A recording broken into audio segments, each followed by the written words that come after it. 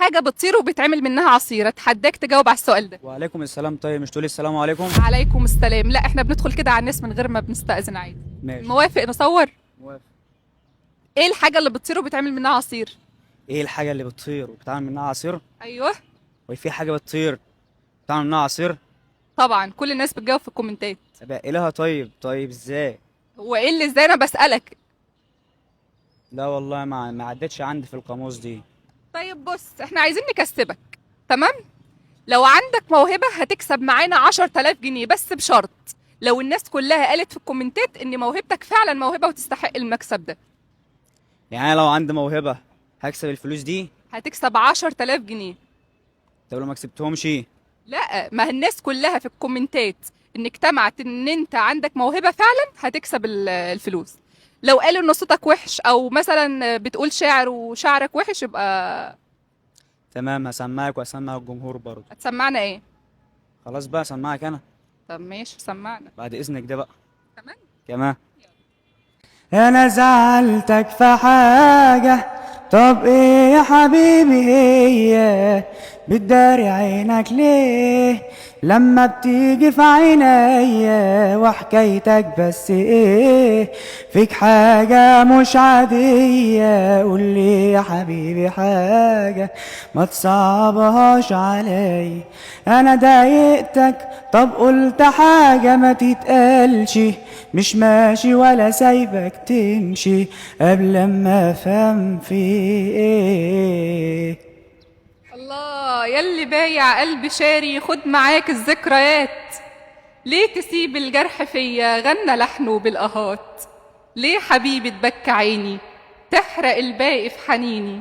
ليه يا روحي تقسى قلبي ولسه بينا كتير حاجات؟ ترد عليه بقى تقول له ايه؟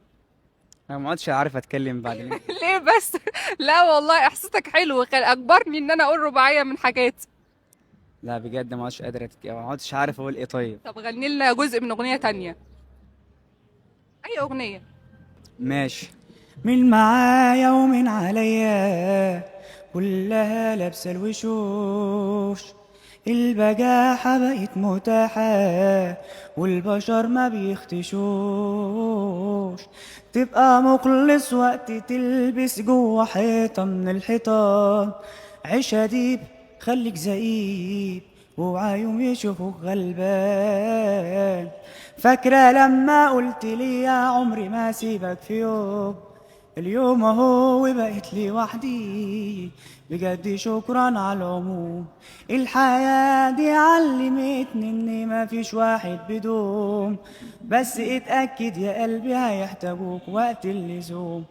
واشتريت طاقية تخفى وقلت عيش وانا مختفي، شفت غدر يابا داير من صحابي وعشرتي، وانا وياهم حبايبي في ظهري قطاع فروتي. يا طاقية كشفت ليا من عدو في دنيتي. الله الله الله الله عليك، يسلم صوتك ويسلم احساسك، بس طبعا القرار مش ليا، يعني القرار للجمهور في الاخر. وممكن نخيرك خيار تاني، تختار ال10,000 جنيه لو كسبت، ولا كل الناس تدخل تتابعك؟